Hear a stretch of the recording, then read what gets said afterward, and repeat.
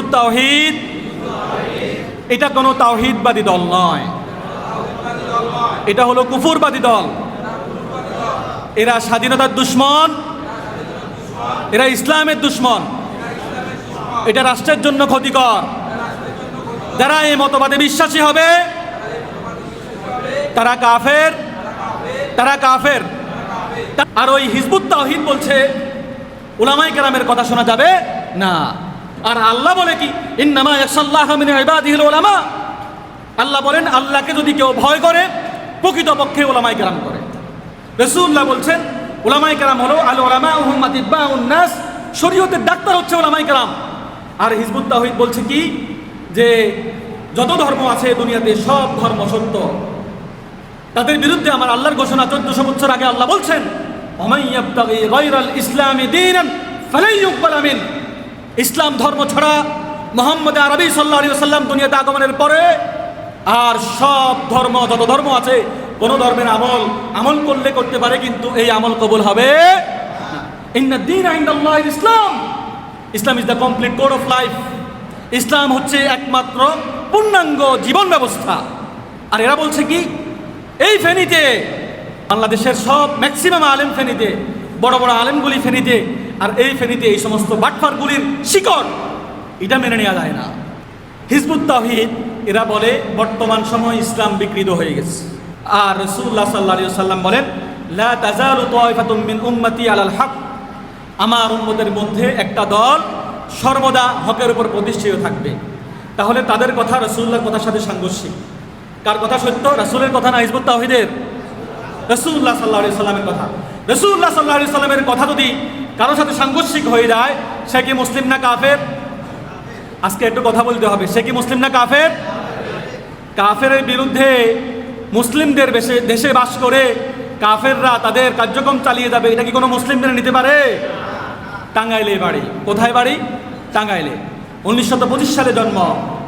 বাইজিদ খান funny মারা গেছে 2012 সালে। সে কিছু আকীদা লালন করত, সেগুলি সম্পর্কে বিভিন্ন কিতাব লিখে গেছে।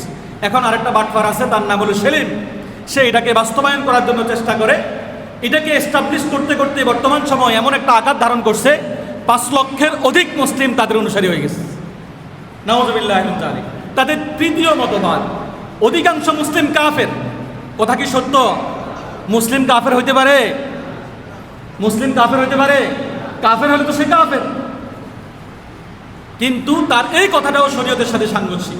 সে বলছে মুসলিম, অধিকাংশ মুসলিম কাফের। এজন্য মুসলিম শরীফের হাদিস দিয়ে দলিল দিচ্ছি। 7 নম্বর হাদিস, রাসূলুল্লাহ সাল্লাল্লাহু আলাইহি ওয়াসাল্লাম বলেন, মান ক্বালা লি আখিহি কাফির ফাকাদ বাআ বিয়া আহাদুহুমা। এই হাদিসটা আমি আগেও বলছি, এবং একই অর্থে অনেকগুলি হাদিস আছে, বুখারীতে আছে, সিয়াসিতে, সব কিতাবের মধ্যে আছে। আমি প্রায় 37টা হাদিস পড়ছি, একই ইবারত একই অর্থ।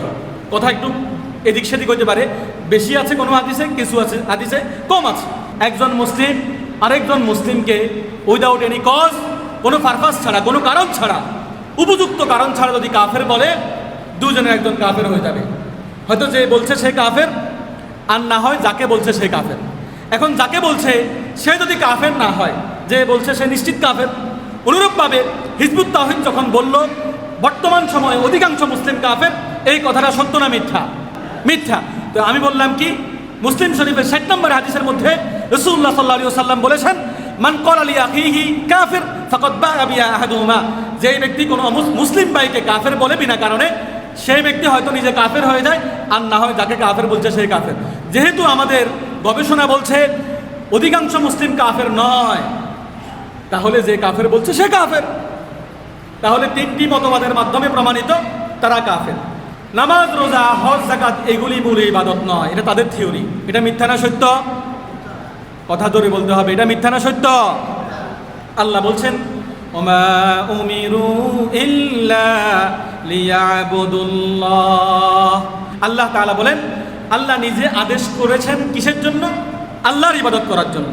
আর বলতেছে নামাজ, রোজা এগুলি মূল ইবাদত নয়। এটা হলো 4 নাম্বার। 5 নাম্বার হচ্ছে সুন্নাহকে তাচ্ছিল্য করা। তাদের দাবি হচ্ছে মিসওয়াক করা সুন্নত আমল নয়, এরপরে দাড়ি রাখা এটাও সুন্নত নয়, এটা বাধ্যকতা নেই। পর্দা করা এটাও বাধ্য নয় ইসলাম মানার জন্য। মা আতাকুমুর রাসূল ফাখুযু ওয়া মা নাহাকুম আনহু ফান্তাহু ওয়াত্তাকুল্লাহা ইন্নাল্লাহা শাদীদুল ইকাব। যে যা আমার থেকে এসেছে এবং যা আমরা নিষেধ করেছি, আল্লাহ নিষেধ করেছেন, সেগুলি তোমরা ছেড়ে দাও, অ্যাভয়েড করে চলো। আর যেগুলি মানার জন্য রাসূল বলেছেন, আল্লাহ বলেছেন, সেগুলি মেনে জীবন গড়ো। তাহলে এখানেও শরীয়ত পরিপন্থী কথা বললো, সুন্নাহ বিরোধী কথা বললো। কোরআনের একটা আয়াত অস্বীকার করলে মুসলিম থাকবে? থাকবে না। হারাম বিষয়কে বৈধ মনে করা। তারা মনে করে গান বাজনা হালাল। গান বাজনা কি? হালাল। 1400 বছর আগে রাসূলুল্লাহ সাল্লাল্লাহু আলাইহি ওয়াসাল্লাম হাদিস বলে গেছেন, সহিহ বুখারীতে হাদিসটি আছে, লা ইয়াকুনান্না মিন উম্মতি আকওয়ামুন ইস্তাহিল্লুনাল মাআজিফ। আমার উম্মতের মধ্যে 1500 বছর পরে হিজবুত তাওহীদ নামে একটা দল আসবে, তারা নিজেরা গান শুনবে আর বলবে গান বাজনা শোনা হালাল। গান বাজনা শোনা হালাল নাকি হারাম? হারাম। তো যদি কেউ হালাল বলে, তার কি ঈমান থাকবে? তাহলে 6 নম্বর দলিলের মাধ্যমেও প্রমাণিত তারা বেঈমান। তারা কি? বেঈমান। এই এলাকায় কি হিজবুত তাওহীদ মাহফিল যেগুলো আছে, যেখানে যেভাবে পাবেন, যেখানে যেভাবে পাবেন, যেভাবে সম্ভব হয় ঈমানদার হিসাবে তাদেরকে প্রতিরোধ করা আমার আপনার সকলের দায়িত্ব, নাকি আমার দায়িত্ব শুধু? এদের আরো 6টি দলিল আছে যেগুলি দিয়ে তাদের কুফরি মতবাদ সাব্যস্ত করা যায়, প্রমাণিত করা যায়। হিজবুত তাওহীদ এটা কোনো তাওহীদবাদী দল নয়, এটা হলো কুফরবাদী দল। এরা স্বাধীনতার দুশমন, এরা ইসলামের দুশমন, এটা রাষ্ট্রের জন্য ক্ষতিকর। যারা এই মতবাদে বিশ্বাসী হবে তারা কাফের, তারা কাফের। বাকি জিন্দেগি আল্লাহ রাব্বুল আলামিন আমাদেরকে শরীয়ত মেনে পরিপূর্ণ ইসলামের উপরে কাটানোর জন্য তৌফিক দান করুক।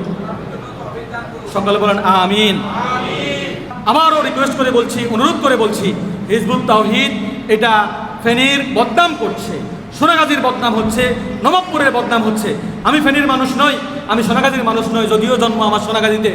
এরপরে আপনারা আপনাদের সম্মান রক্ষার্থে, ফেনীর নাম রক্ষার্থে হিজবুত তাওহীদ নয়, যত ধরনের বান্ত আকীদা পোষণকারী দল আছে এদের বিরুদ্ধে সবসময় সোচ্চার থাকবেন। কাফের মুশরিকরা যেই পরিমাণ না মুসলমানদের ক্ষতি করেছে, এর চেয়ে বেশি ক্ষতি করছে সবসময় মুনাফিকরা। এরা মুনাফিক, এরা কাফের, এরা ইসলামের শত্রু, এরা দেশের শত্রু।